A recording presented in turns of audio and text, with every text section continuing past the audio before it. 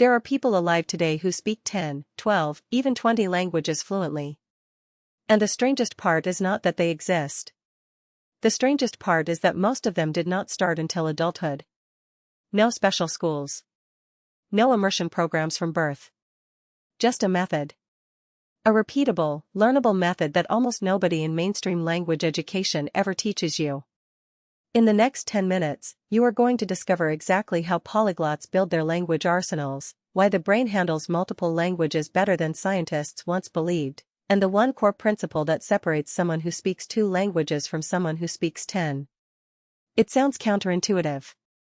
It might even make you angry. But by the end of this, you will understand why every language you learn makes the next one easier to acquire, not harder. Let us start with some history, because the story of polyglotism is older than you think. The ancient world actually celebrated multilingualism as a survival skill. Cleopatra, history tells us, spoke 9 languages including Egyptian, Ethiopian, Hebrew, and Greek. She was the first ruler of her Ptolemaic dynasty to even bother learning Egyptian. The Roman Empire was built by administrators who spoke Latin, Greek, and local dialects simultaneously.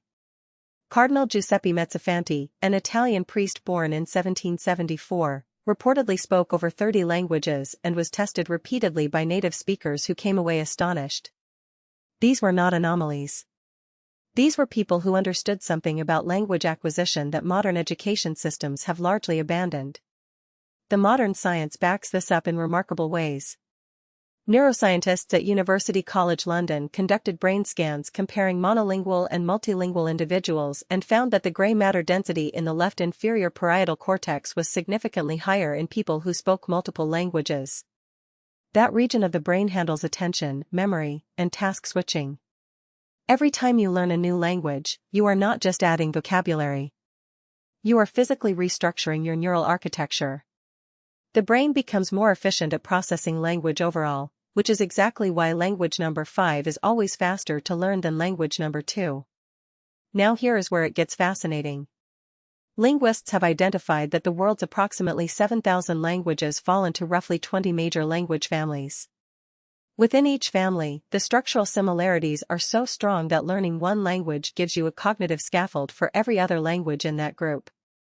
A native Spanish speaker learning Italian has a 40% head start in vocabulary before they study a single lesson.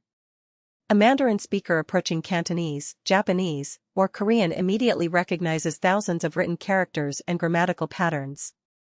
This is called cross-linguistic transfer, and polyglots exploit it deliberately and systematically. So what does the actual method look like? The most consistent behavior researchers observe across elite polyglots is what linguist Alexander Argels calls massive input before output.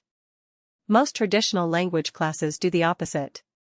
They make you speak from week 1, before your brain has built any internal model of the language.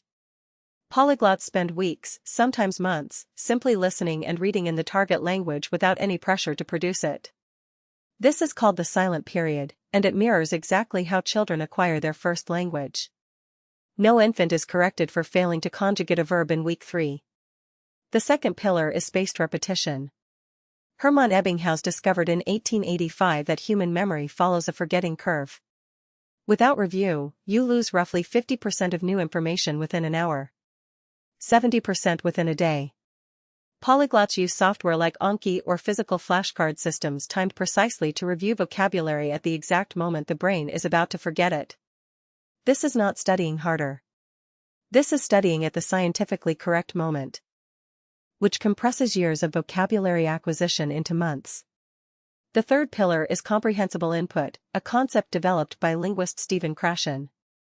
This means consuming content in your target language that is just slightly above your current level. Not so easy that you learn nothing.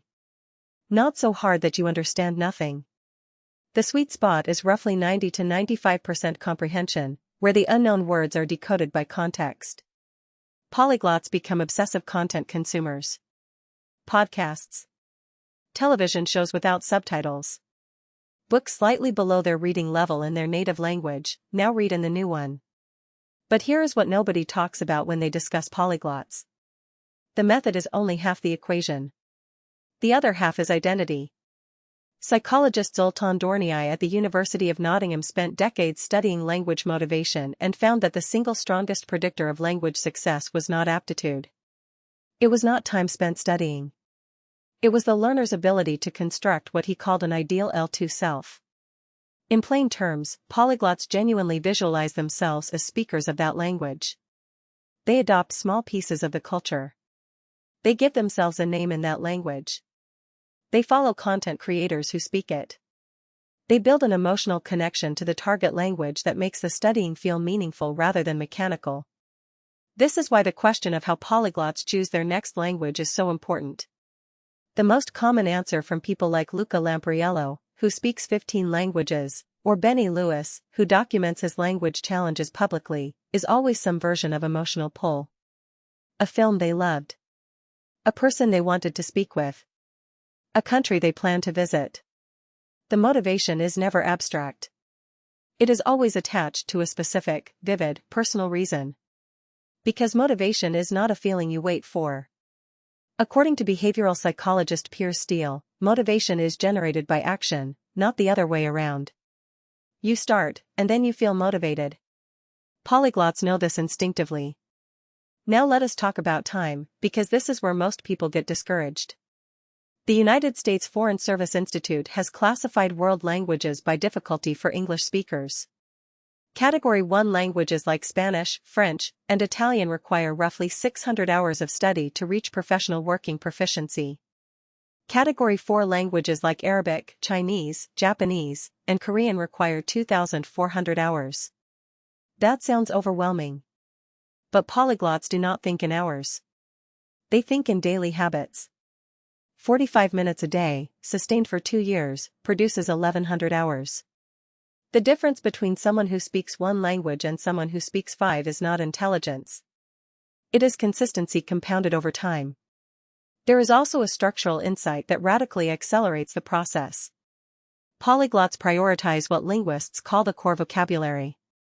Research by Paul Nation at Victoria University of Wellington shows that the most frequent 1,000 words in any language cover between 70 and 80% of all spoken conversation. The most frequent 3,000 words cover approximately 95% of everyday text. Polyglots do not memorize dictionaries. They identify and master the high-frequency core, get functional in the language, and then let vocabulary expand naturally through immersion and context. They are not trying to be perfect. They are trying to be communicative. Perfection is the enemy of fluency. One of the deepest insights from studying polyglots is what happens socially and cognitively when you cross the threshold of 4 or 5 languages. Something shifts. You stop seeing languages as separate systems and start seeing them as different expressions of a single underlying human capacity for meaning-making. Words stop being attached to sounds in your native language and start existing as concepts with multiple sonic representations. A chair is not the English word chair with a French translation attached to it. It is simply the concept of a chair, which your brain now accesses through 6 different sound pathways simultaneously. This is what researchers call the multilingual lexicon, and it is genuinely a different cognitive experience from anything a monolingual person encounters. The implications of this for society are significant. Studies consistently show that multilingual individuals display delayed onset of Alzheimer's disease by an average of 4 to 5 years compared to monolingual controls. They score higher on tests measuring cognitive flexibility and creative problem solving.